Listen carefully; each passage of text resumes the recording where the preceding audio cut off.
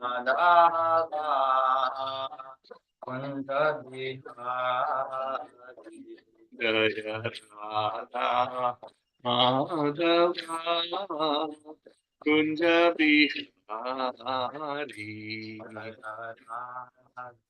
Madhava Kunja Bihari Gopi Jana Vallabha Girivardhari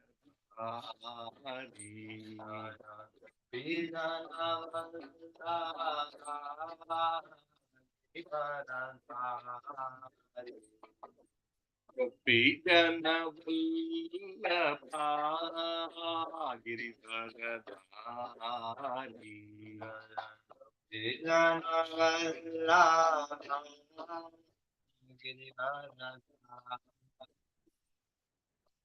Yashodanandana Brajajana Vindana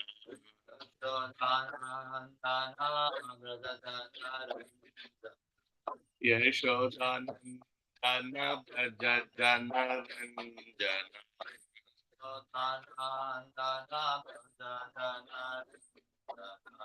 Yamuna Tira Vanachari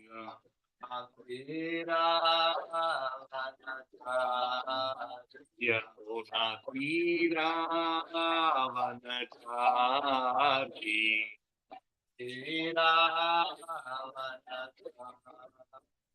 Jaya Radha Madhava Kunja Bihari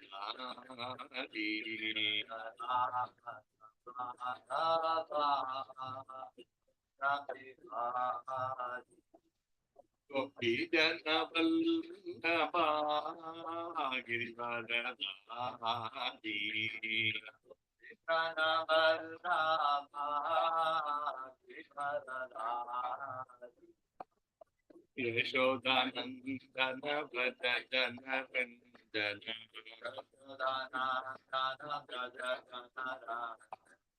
Yamuna Tira Vanachari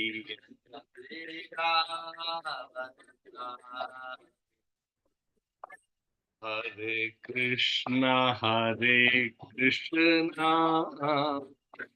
Krishna Krishna Hare Hare Hare Rama Rama Rama Hare Hare Hare Krishna Krishna Krishna Hare Hare Hare Rama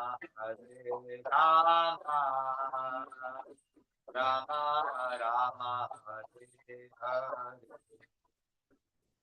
Hare Krishna Krishna Krishna Krishna Hare Hare Hare Rama Rama Rama Hare Hare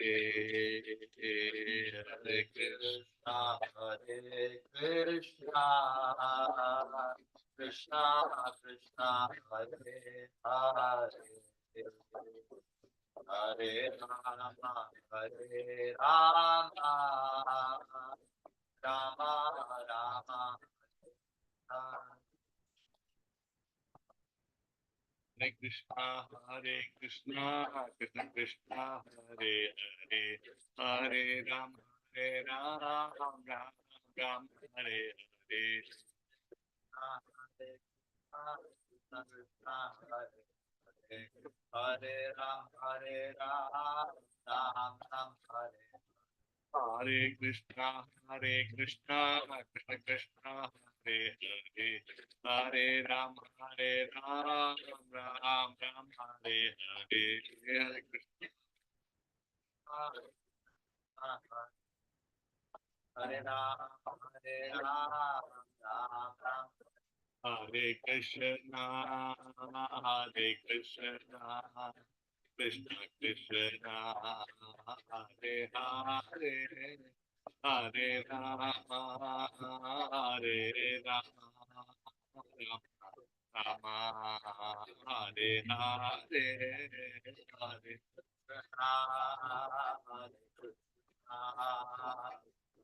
Krishna Hare Hare Hare Rama Hare Rama Rama Rama Hare Krishna, Hare Krishna, Krishna Krishna, Hare Hare, Hare Rama, Hare Rama, Rama Hare Hare, Hare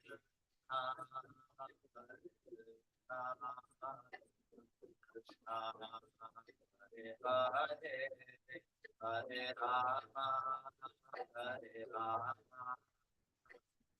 Rama Hare Jaya Gaurangi Bengalurishvara Gaurangi Bengalurishvara Gaurangi Jaya Gaurangi Bengalurishvara Gaurangi Bengalurishvara Gaurangi Jaya Jagannatha Vasudeva Jaya Subhadra Jaya Sudarshana Jaya Jagannatha Jaya Baladeva Jaya Lakshmi Narasimha Jaya Nandade Prahlad Narasimha Jaya Panandade Jaya Lakshmi Narasimha Jaya Nandade Prahlad Narasimha Jaya Nandade Jaya Gauranita Gauranita Gauranitai, Jaya Gauranitai, Gauranitai, Gauranitai, Jaya Gauranitai, Jaya Jaya Prabhupada, Jaya Jaya Prabhupada, Jaya Jaya Prabhupada, Jaya Jaya Nitai Gaura Hari Bo, Hari Bo, Hari Bo. Nitai Gaura Hari Bo, Nitai Gaura Hari Bo, Hari Bo.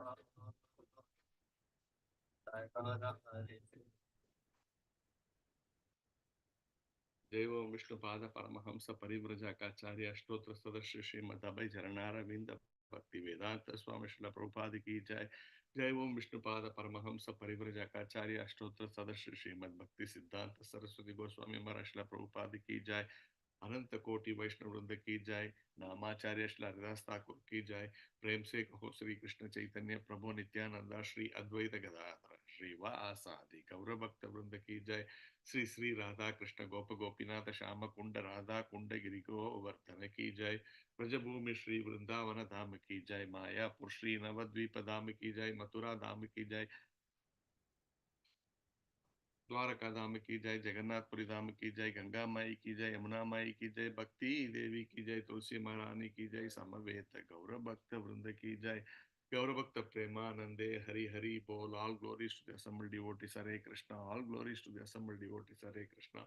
All glories to the assembled devotees. Hare Krishna. All glories, all glories, all glories to Sri Guru and Shri Gauranga. Jai Srila Prabhupada. Om Namo Bhagavate Vasudevaya. Om Namo Bhagavate Vasudevaya.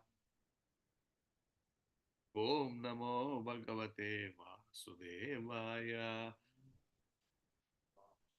Narayanam Namaskritya Naram Chaiva Narottamam Devim Saraswatim Vyasam Tato Jayamudiraye Nashtaprayeshu Abhadreshu Nityam Bhagavata Sevaya Bhagavati Uttama Shloke Bhaktir Bhavati Naishtaki. Hari Om Tatsat.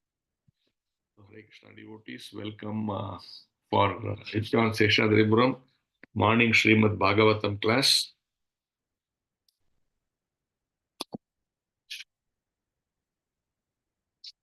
Today we are discussing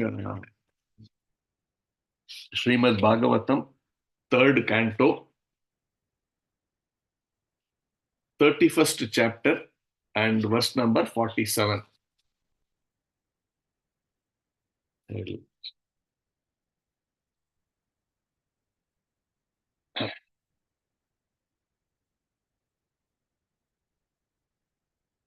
तस्मान्न कार्यः संत्रासो न कर्पण्यं न संभ्रमः बुद्ध्वा जीव गतिं धीरो मुक्तसङ्गश्चरेदिह तस्मान्न कार्यः संत्रासो न कार्पण्यं न संभ्रमः बुद्ध्वा जीव गतिं धीरो मुक्तसङ्गश्चरेत् इह तस्मान्न कार्यः संत्रासो न कार्पण्यं न संभ्रमः बुद्ध्वा जीव गतिं धीरो मुक्तसङ्गश्चरेत् इह.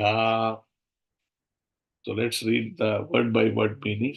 Tasmat, on account of death. Na, not. Karyaha, should be done. Santrashaha, horror. Na, not. Karpanyam, miserliness. Na, not. Sambramaha, eagerness for material gain. Budhva, realizing. Jiva gatim, the true nature of the living entity. Dhiraha, steadfast. Mukta sangaha, free from attachment. Charet, one should move about iha, in this world. Translation and purport by His Divine Grace A.C. Bhaktivedanta Swami Srila Prabhupada. Srila Prabhupada ki jai.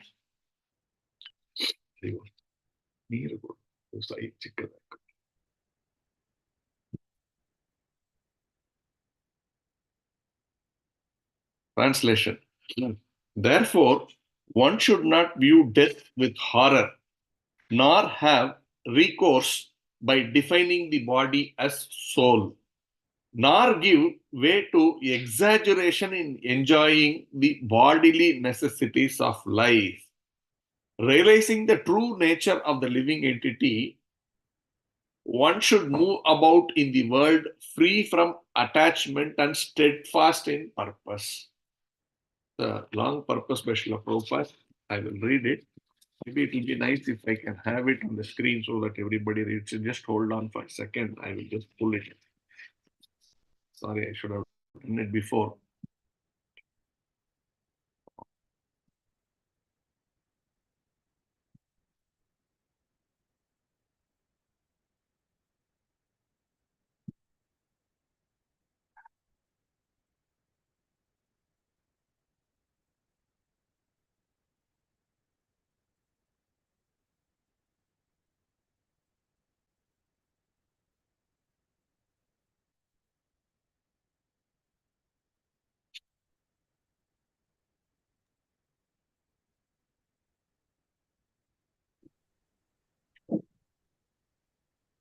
Just a second, I'm just almost. Prabhuji, I'm sharing it. Okay. Oh, thank you. We can come to the purport. We will read it together.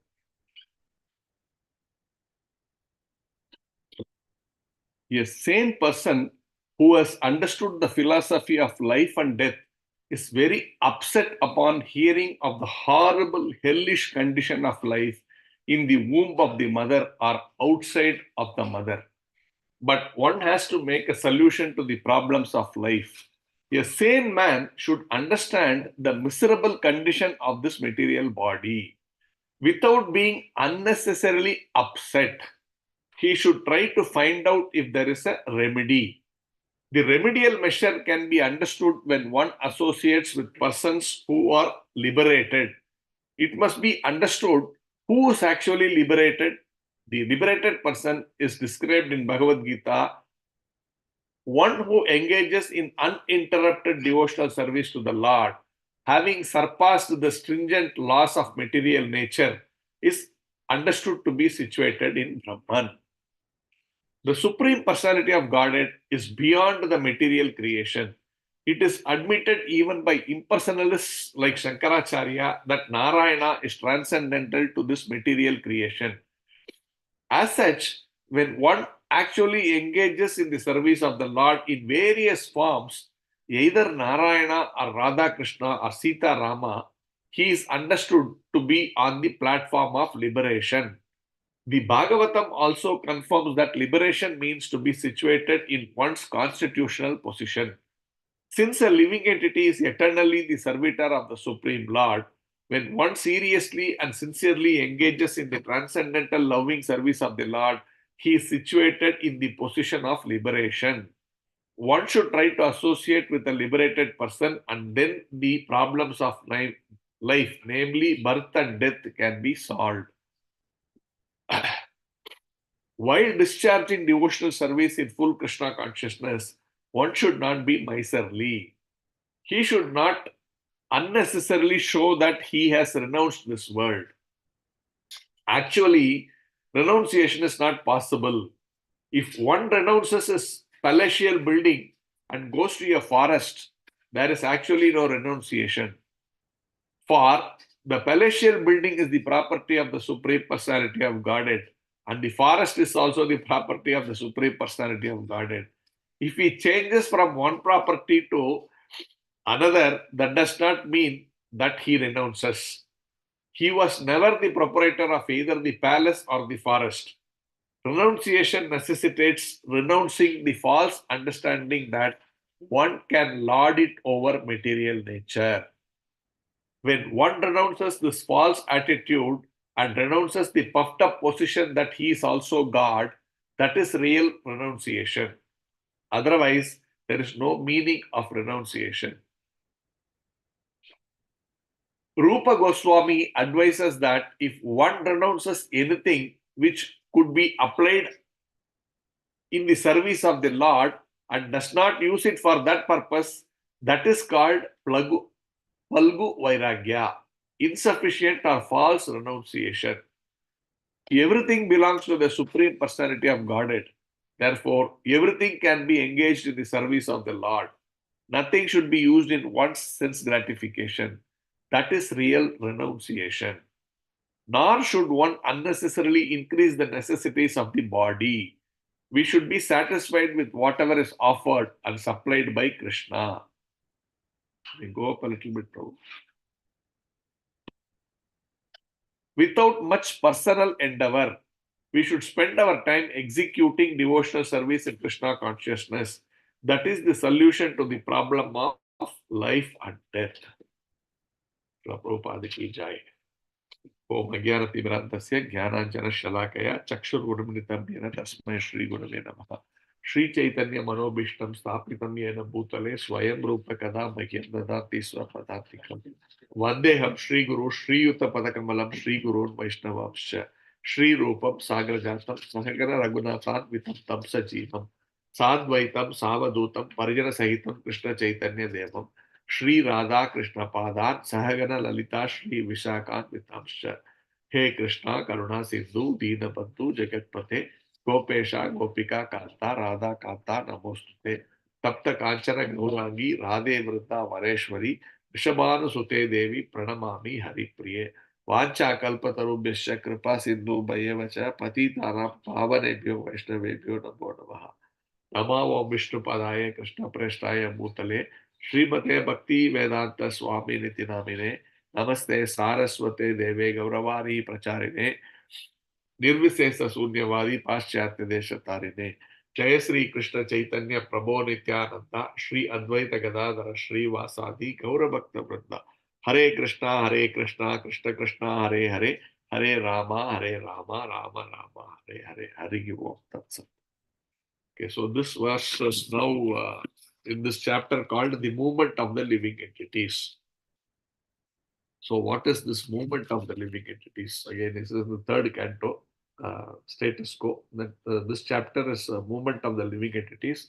We know this is a ongoing discussion between Kapila Dev and his mother Devahuti. So Kapila Dev, many chapters actually, many verses. Once together we are doing this chapter where Kapila Dev is giving instructions to his mother.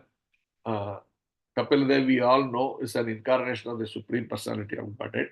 And his mother, uh, he's trying to help her get out of this material uh, life and go back to Godhead. So he's giving her nice instructions.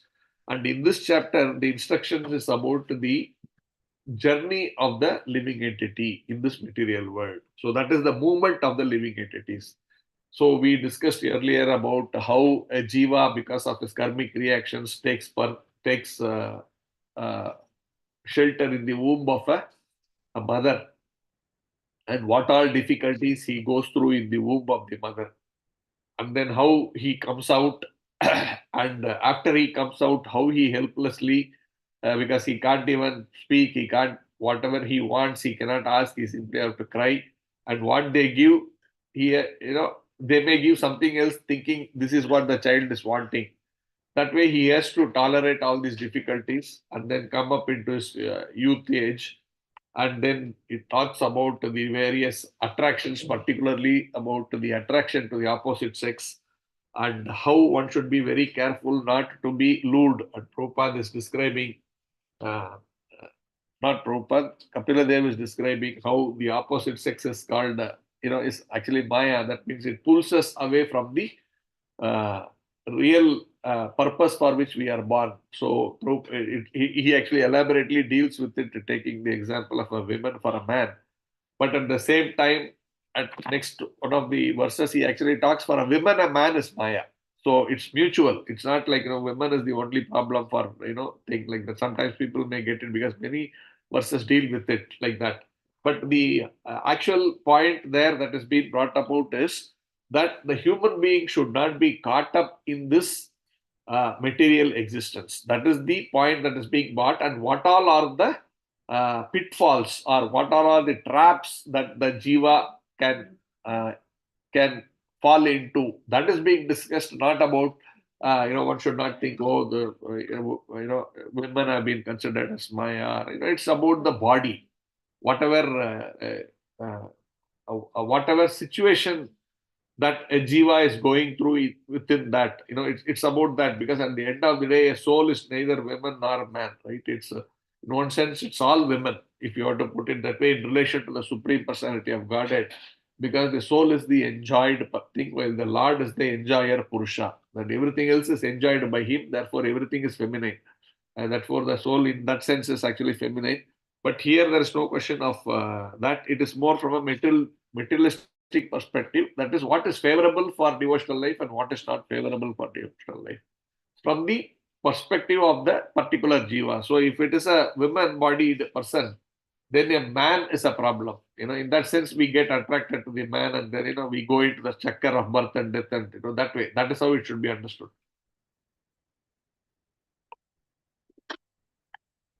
So, that was very elaborately discussed. If you have been following this chapter's earlier verses like that, and then in the previous verse, uh, it is discussed about when the eyes lose their power to see color or form due to morbid affliction of the optic nerve, the sense of sight becomes dead end. The living entity, who is the seer of both the eyes and the sight, loses his power of vision. In the same way, when the physical body, the place where perceptions of objects occur, is rendered incapable of perceiving, that is known as death. When one begins to view the physical body as one's very self, that is called birth. So he's explaining that this body is actually an instrument with which the jiva, the proprietor of the body, is actually traveling. That is the point that is being discussed. And therefore, from there, the flowing from that, this verse says, therefore, one should not view death with horror, nor have recourse by defining the body as soul, nor give way to exaggeration in enjoying the bodily necessities of life. So, 3 points have been discussed here in this verse.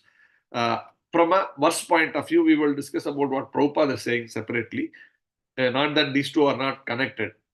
Realizing the true nature of the living entity, one should move about in the world free from attachment and steadfast in purpose. So that is the point that is being made, where because this body is actually to be viewed as an instrument. So, like Prabhupada is giving, like Kapila Dev is giving an example. Sometimes we have this eye and the eye is not working well. Then what do? This eye is not good enough. I use this glass. When I use this glass, I'm able to see better. So this eye is actually an instrument.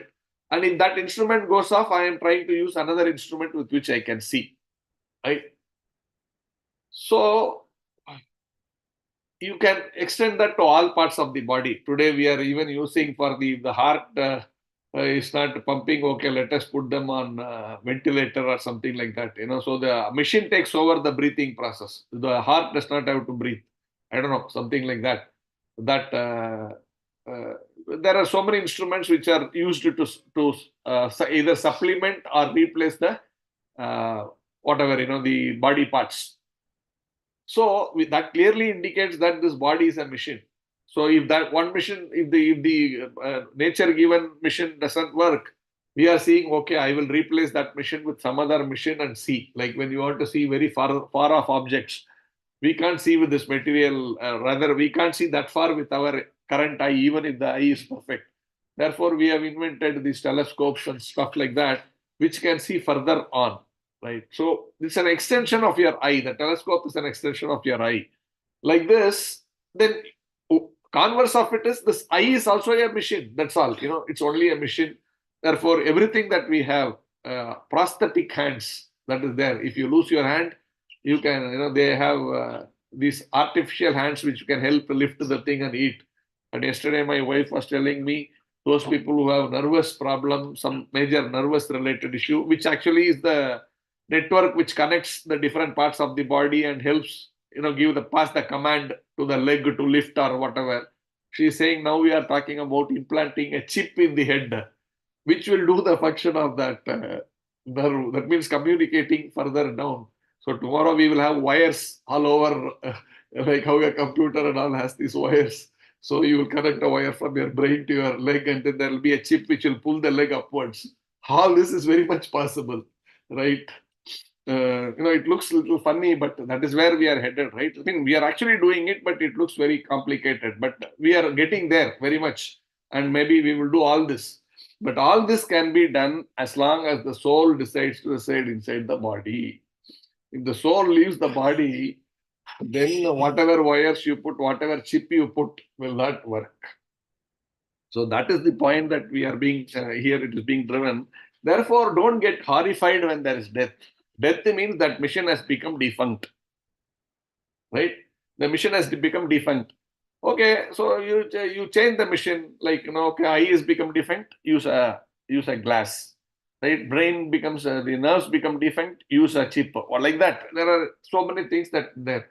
So the whole of this system, entirely the eye, the nose, everything becomes defunct. You change the entire body, take to a new body. So why are you horrified? So this is the point that has been made. And Prabhupada is beautifully writing, a sane person who has understood the philosophy of life and death is very upset upon hearing of the horrible hellish condition of life in the womb of the mother and outside of the mother. This is logic, right? See, if you look at a sane person, anyone, sane person here, what is mentioned is someone who who's more in the materialistic sense. When he sees that, oh, I understand, so I am alive now and someday I will die. One way of looking, they think is, oh, now I am alive, I will die one day, so let me really enjoy as much as possible. Generally, the materialistic sane person think like this, that, okay, as long as I have my body, as long as my senses are good, let me enjoy as much as possible. But then when the same person, when he's old, he feels fear. Oh, death. I was in one of our, in my workplace, I was having some general discussion, and one of my colleagues in my team. So that person was saying, everything is nice, I think, but I'm very afraid of death. He was saying like this, I'm very afraid of death. So The Bhagavatam only talks about what we have realistic situation. And there, because the death is going to hit us, they can't comprehend that, one day I will not exist. I mean, I will exist, but they don't understand that they're thinking only the body point of view. So they think that I will not exist. And that moment, I'm not able to fathom. It's horrible. It's fearful. But if you really talk about a sane person who understands the flow of the jiva, that understand that beyond this body there is something. For him, the sanity means it's logical, right? He will think, okay, so if I am a soul and I am because of my whatever karmic reaction, I take this body. The logical thing is the body is going to suffer because of this past karma, or even enjoy, that's okay, whichever it is. But they also logically think, what next? Okay, today I have done nice, earlier I have done nice karma, good karma, I am having this body and therefore I am getting good things, or I have done very horrible things in my past life, or in this life, in before, earlier times, and therefore I am getting some negative results, I am suffering these things. And this is going to continue, right? There's no way, because even today I am acting, I am doing certain things, and as a result I'm going to get karma. And worst case, if I'm doing all nice things all my life, in the previous life I have been doing nice things, even then I will still have to reject this body, because that body will become defunct at some point in time. However good, at least at 98, I have done so very nice things, so I am to enjoy nicely. So I will get a long life, very good enjoyment. 98 years I will live. But still, beyond that, I may have to still change this body. I will continue to enjoy in my next life also, because I have a lot of balance. But the body has become defunct because it is material. We know this, like everything in material world has to diminish, and it will have to diminish and perish. So the body will perish at some point in time, 98 years, maybe 110 years, but still it will perish.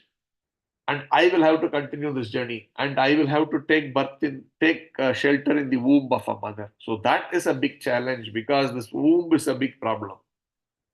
Best of mothers we may get, but being in the womb of that mother also is a problem. That we saw very nicely, very elaborately discussed by Kapila Dev. When we read that, we start fearing, oh my God, what is not pessimistic. In one of the verses, it is mentioned, in material life, you should take a pessimistic view. So this is spiritual life, not material life. The materialist, when they hear this class, they will think, oh, this fellow early morning, he's talking pessimistically about life. I don't want to hear this. I would rather wanted to think about some Josh film and inspire myself to do nice karmic activities. No. Spiritual life is to actually see the negative side of this uh, hellish existence in material life. Therefore, one of the verse specifically talks, Kapil Dev is saying, one should take a pessimistic view of material life. So the point I'm trying to make is, in that womb, there is going to be suffering. You can't ignore that and say, no, tomorrow I will be okay, therefore today let me suffer. No, that is a very negative way of looking at it. I do not want to suffer. This is the strongest statement that anybody can make. And that is the nature of the soul. Why I should suffer? I am supposed to be Sachidananda. Then why I should suffer? Then why do you compromise and say, it's okay, I am in the womb for 9 months, it's okay. But after that, I'm going to enjoy my nice karma, my beautiful, I have done so many good things. This is just the transition from that body to this body. I will just take this difficulty for, say, 8 months, 10 months, whatever number of months, and then I will enjoy. That is not the very intelligent way of looking at it. Why I should suffer those 9 months? That should be the point. So this person will logically think, therefore, I do not want to get into another womb. That is how he will think, rather than fearing about, oh, death is going to come, I am horrified about death, or something like that. One who understands this thinks that way. But the initial sane man, I said, right, then he may think, the Prabhupada is writing here, this verse itself, if you see, right, therefore one should not view death with horror, nor have recourse to defining the body as a soul. The other way of looking at it is, death will come one day. I briefly touched upon it. Oh, death will come one day. Therefore, that's it. There's nothing beyond it. I exist now, and that is what I know. I am able to only perceive this much. And why should I bother about either the past or present? There is nothing called past, there is nothing called future. Present is what that matters, right? Today, if I am in a position of ability to exploit certain things, nature, lord it over material nature, and if I am able to derive benefits out of it, and if I am able to enjoy in my senses, that is what that matters. And therefore, that everything is actually this body, and this is this experience today that matters. I don't care about tomorrow. Some people may go to that kind of a thinking. That is why here this is mentioned, nor have recourse to defining the body as soul. That means aham brahmasmi, you leave it and say aham deha. That's all. And therefore, you live in this concept of body. Body matters.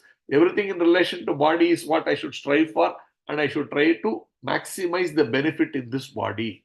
That is the other way of looking at it. Either you think of death as horrifying and fear, thinking if you're this one, or you think you want to ignore all of that and simply say, this is what matters. I live and I enjoy, and there ends the matter. Nor give way to exaggeration in enjoying the bodily necessities of life.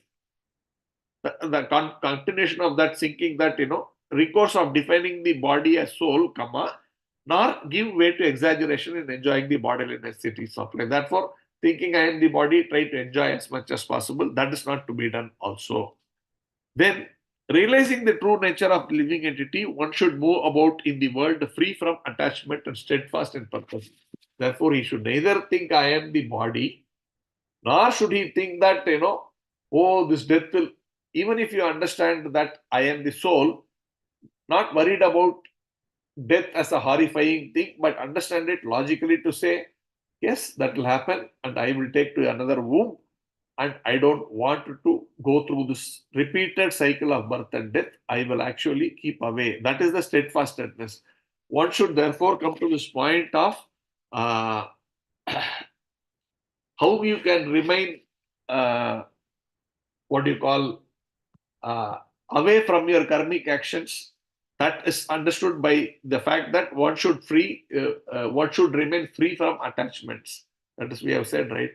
Because of attachments, you develop attachment to the sense object, you develop lust.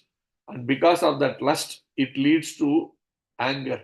And anger leads to delusion. We have read this in Bhagavad Gita, right? Anger leads to delusion. And when delusion comes, we are in illusion. And that illusion means what? That I am the body. And in that illusion, we act, and we develop more and more and more and more and more and more and more karma. And as a result of this karma, we are again driven to continue to forcibly take birth again and again and again and again. So this is the logic. Therefore, that attachment to material things is the root cause, which leads to lust. Krishna says, right, in the second chapter, it is lust only, Arjuna, if you remember. I'm not able to quote it by memory, but the English translation is that only. And steadfast in the purpose, and we should remain in that steadfastness, is what is being mentioned here. Now, let us see how Prabhupada is saying how we can avoid that. So, he is saying the remedial measure can be understood when one associates with persons who are liberated. It must be understood who's actually liberated. The liberated person is described in Bhagavad Gita.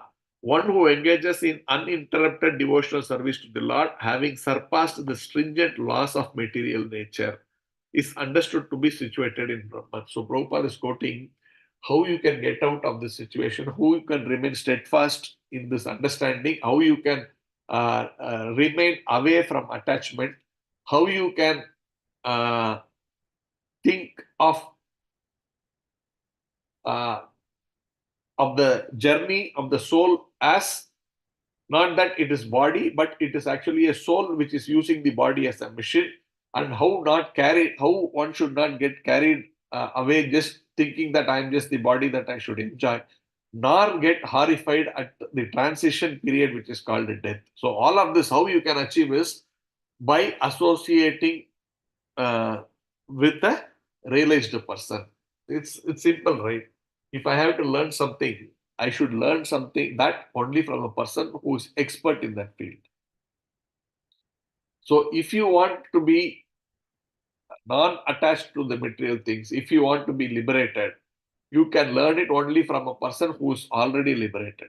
So it's like if I need a lakh of rupees from my necessity is a lakh of rupees or 100 rupees, let's say, I can ask a person who has got 101 rupees minimum or 100 rupees one paise at least. Then he may choose to give, he may not give, that's a different thing. But theoretically, he can give me 100 rupees because he has got 100 rupees. But if that person has 50 rupees and I ask him, you give me 100 rupees, he cannot give me 100 rupees. That is logic. Therefore, if I am trying to seek liberation from material engagement, I can get that only from a person who's already having it. That is the logic. Therefore, Krishna Prabhupada is saying, therefore, you should go to a liberated person who only will be able to help uh, this seeker. Now, I was trying to see a couple of verses on this liberation. Uh, let's see those verses. 4:14. There's a verse in 4:14 and 4:15. We will see those two verses. Who is the liberated person, right? First one, let us see from the source who is the liberated person. Verse number 14 from Srimad Bhagavad Gita. Na mam karmani limpanti, na me karma phalasprudha, iti mam yo abhijanati karma bhi nasa badhyate. There is no work that affects me, nor do I aspire for the fruits of action. One who understands this truth about me also does not become entangled in the fruitive reactions of work. So, this is the position of the Supreme Personality of Godhead Krishna.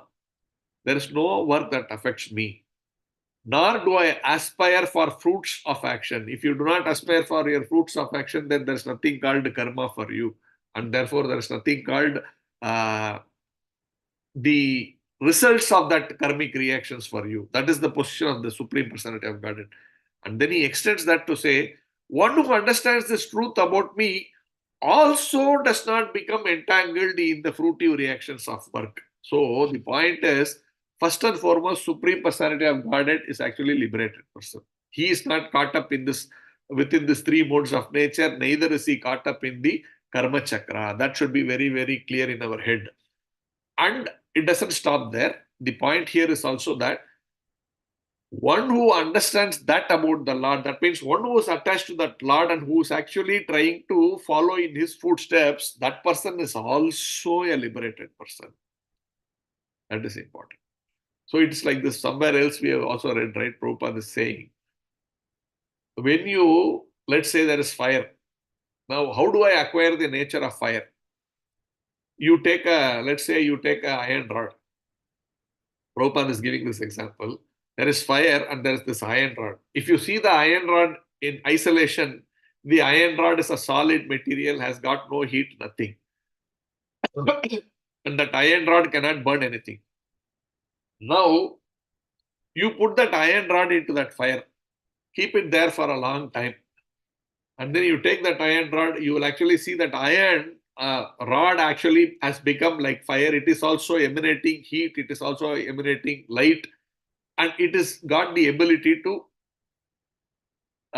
torch anything that is touched with that iron rod. That means it will make it it will burn that thing. If you touch a paper with that iron rod, if you are touch any cloth with it, it will become the same iron rod. Earlier was not capable of doing all these things, but now it is capable of acquiring the nature of the fire. That means it has been in association with fire for a longer time. As a result of which it acquires, it also becomes like fire. And as long as it remains in that fire, it will have that property. If you take it out and keep it out for like half an hour or 1 hour, it will lose that property. Similarly, we are also capable of coming to that liberated state if you are in the fire. That means if you are in Krishna consciousness. So as long as we are firmly fixed, that's why the steadfast word is used. As long as we are in steadfastly connected to the Supreme Personality of Godhead, then we can be in a state of liberation. That is the point which is being mentioned. Therefore, our idea of associating with a liberated person is to seek out that person who is 24/7 Krishna conscious. And when we are in touch with that person, then I can get that 100 rupees because he has it, no problem. And in association with him, our anarthas gets burnt out. We are also in fire because we are in touch with this fire. Who's in touch with the original fire? And naturally, we burn all of our anarthas and then we become purified. So that is very important. And Prabhupada talks about this to say, uh, so we have discussed this, right? The Supreme Personality of Godhead is beyond the material creation. That is what we discussed. And we also discussed that who is a liberated person. There are a few more verses to discuss there. I will talk about 5.24 also. 5.24 quickly. Uh, one whose happiness is within, one whose happiness is within, who's active and rejoice within, and whose aim is inward is actually the perfect mystic. He is liberated in the Supreme and ultimately he attains the Supreme. That means here is the person who is not attached externally, but is attached internally. That is the point here in this verse also. Don't be having this attachment is being mentioned. One should move about in the world free from attachment. That is being mentioned here. He is attached inwardly. Attached inwardly means with the Paramatma. And therefore, he is actually coming to this point of liberation. One more verse is there. Let me quickly read that. And 25, the next one. Those who are beyond the dualities that arise from doubts, whose mind are engaged within, who are always busy working for the welfare of all living beings, who are free from all sins, achieve liberation in the Supreme. So working for all means don't think that, therefore I will work for the people of the world. No, that is external. But first we should understand that everything emanates from the Supreme Personality of Godhead. And therefore, if you are serving anything, if your mind is thinking that, if your mind is under the full understanding that I am serving Krishna when you are serving something else, because everything is part and parcel of the Lord. If you serve with that understanding, then that becomes actually service to the other things accepted. For example, offering. If you simply give food to people and say, I am serving a lot of humanity, I am giving food, that is not real service. Real service is, yes, because that is also needed. Elsewhere we read in one of the earlier classes I was saying, like a Brahmana cannot be indifferent. Oh, I don't care for what is happening around me. Let there be suffering everywhere. I don't care. I will only preach Bhagavad Gita. No. He should also be mindful when we were talking about Veda, right? When the population was suffering, the Brahmanas actually did not bother. They can say, oh, I will go to the forest and I will do my chanting. I will do my thing. No. He has got that sensitivity. He has got that knowledge. Therefore, he should do something about it. He cannot be indifferent. So, like that, the point is, you will have to also look at how these people are suffering. There is an earthquake. There has to be we need to do some relief work because they are also children of Krishna. Everything is thing. But if you are able to offer, instead of simply offering food, if you offer prasadam, then you are actually doing it as a service to Krishna, and that is Krishna consciousness, not simply offering food. So that is the logic. Now you can extend this to everything that we do. And Prabhupada is going to that point later. He's saying that, there are many people who simply reject everything in this material world and go to this forest and do this, their self-realization activity. That Prabhupada is talking about. It is saying, see, it is false ego when you say, oh, I have renounced this house. I will go to this forest and I will do self-realization. Prayer, what you are renouncing, this house is not yours. What you are renounced. If you go to the forest and claim proprietorship of that place where you are going to be sitting, that is also false, because that forest also does not belong to you. So what have you renounced really? You have not renounced your house. You think it is yours, and therefore you call it renunciation, but it is not yours in the first place. That itself is Maya. That is what Prabhupada is saying. I'm not saying because I am not that much realized to say that. We can say so many things, but have I realized that is important? So Prabhupada is a realized person. He's saying this. Therefore, understand this clearly. That is not real renunciation. Real renunciation is to understand that I should get out of this understanding that I am the body, that I am the enjoyer of everything. So the propensity to enjoy is there, but I am renouncing this propensity to enjoy. That is the only thing in my control. That means in my mind, I am thinking I want to enjoy because that is your thinking. That is not anybody else's thinking. It is your thinking. And I renounce thinking like that. That is actual renunciation. That's what Prabhupada is saying very clearly. Uh, I will read that particular sentence what Prabhupada is saying. Because nobody can say it better than Prabhupada. He says, when one renounces the false attitude and renounces the puffed up position that he is also God, that is real renunciation. That means thinking I am the enjoyer, thinking that uh, that false understanding that I am the body and I am the enjoyer. If you renounce that, because that is the only thing in our control, that I am thinking in my head that, I am the enjoyer, I am the Lord. I renounce that and say, no, I am not the Lord. I am only the servant of the servant of the servant of the servant of the servant of the Supreme Personality of God. If I come to that state, then that is called real renunciation, Prabhupada is saying. And Prabhupada is also saying, and in this verse, we also saw this word, don't be miserly, right? It says that, I will read that word. Karpanyam. See that word. Tasman na karyaha santraso na karpanyam na sambramaha. That karpanyam is miserly. What is that miserly? That means when you have all of these things in this material world, you are saying, I will not use it. In your mind, that is renunciation, right? Originally, what we were discussing, that, this house is mine and I'm renouncing this house. But he's saying that is miserly way of thinking because you are renouncing a small thing in a materialistic way. But what really it is you should be able to, and Prabhupada is saying, like he's saying, quoting Jiva Goswami to say that is Palgu Vairagya. Palgu Vairagya means this word Prabhupada is using, right? Read that word, line once again. Rupa Goswami advises that if one renounces anything which could be applied in the service of the Lord and does not use it for that purpose, that is called Palgu Vairagya. That means we are renouncing that house, that earlier example, and going to the forest. But that is being very cheap.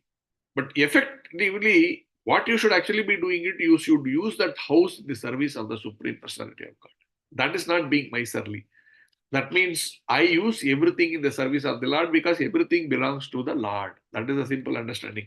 There is one pastime of Prabhupada where Prabhupada said, generally sannyasis don't touch money, right? Because money, if you touch, it will carry you. It's Maya. They say like that. Because that is actually this miserly weakness. That means you are looking at the whole thing, self-realization in a narrow mind. But Prabhupada said, actually, if anybody has a lot of money, they don't know how to use it, please give it to me. I will take that money. So Prabhupada is ready to touch that money. Why? Because he says, I know how to use the money in the service of Krishna. He said, so I know how to use. So I don't fear money or I don't fear any material things. He went, people, if you're a sannyasi, you are not supposed to go abroad. You are not supposed to sit in a plane. You are not supposed to sit in a car. You should walk your way because they think renunciation is, I should be very strong, steadfast in my renunciation. But Prabhupada is 100 times above all these things to say, no, everything should be used in Krishna's service because everything belongs to Krishna. So he's saying, I will use that aeroplane and go all over the world and preach to the entire world and make everybody Krishna conscious. What is the point to say, oh, no, I cannot go out of this world because, I will get contaminated. Prabhupada is saying, what contamination? Using everything for Krishna is purification. Right? So it's a dramatically different way of looking at the whole thing, which is the right way of looking at the whole thing. And Prabhupada is taught the whole world like that. That, you engage everything in the service of Krishna because everything is actually the property of Krishna. And there you are actually renounced. That means I am not using it for me, but I am using it in the service of Krishna. So whatever you use, no problem. Use it for Krishna's service, not for sense gratification, for me and mine. If we are able to come to that platform, then we are perfectly situated. That means in our constitutional position as the servant of the Lord. So you can see this, right? In big families, there are lots of wealth will be there. There are so many servants there. The servant is actually using all of that, he will be doing, he will be there in that house. There will be a swimming pool. There will be so many things. But the servant never thinks this is mine. He knows this is my master's. But he is in that place only. But he will not use it for his gratification. So he may take bath, he may not jump into that well, but he is in that place, jump into that swimming pool. Because he is in that place, that doesn't mean he is renounced, in the sense he understands this is the master's. Therefore, he will not enjoy that property, but he is actually the trustee. He takes care of that property, but he does not use it. Like this Prabhupada, he says, I will take the money not for my gratification, for using it in the service of the Krishna. Because that servant may get a lot of money to go and put it in the bank or whatever, but he doesn't think it is my money. It is that master's money, and I am the trustee. I may have 5 crores in my hand, but that 5 crore is not mine. That is Krishna's. So, in that mood, when you are doing, you are not actually enjoying that wealth. You are using it in the service of Krishna. So, that mood is what Prabhupada is talking that one should have. And that is called real renunciation and not Palgu renunciation. And he says, one who can do this is understood to be self-realized and is thus happy in the state of self-realization. It is the duty of the transcendentalist to try strenuously to control desire and anger. We touched upon it. Desire leads to lust, lust leads to anger, and anger leads to delusion, and delusion leads to illusion. Therefore, one who is able to be situated in this kind of a state and is taking the shelter of the already liberated persons, then for him, he will be able to actually come to this point of liberation. Therefore, one need not worry about death. Opposite of that, one should not think that I am the body and therefore till when death comes, it will be horrible. Let me enjoy it now only. Let me enjoy the body. Think that I am the body and enjoy everything, whatever is possible. That attitude should not be there. But he should be steadfast in his understanding that, this I am I am a soul and I need to be liberated to be able to get out of the cycle of birth, death, old age, and disease. And for that, I should seek the shelter of a liberated person. We saw who is a liberated person. And when we are in touch with that liberated person constantly, then we also become liberated. And how we use all this material world, because we are in this material world and we cannot simply renounce them in an artificial manner that is being condemned here. But I use everything in the service of Krishna. That is actual renunciation, Prabhupada is explaining. So we saw all of these things in detail. And when we are in that process, we can go back to Godhead. And in this very life, we can do that. That is Prabhupada's guarantee. I stop here with this little bit of sharing whatever I understood. If there are any comments or any questions, we can take it. Hare Krishna.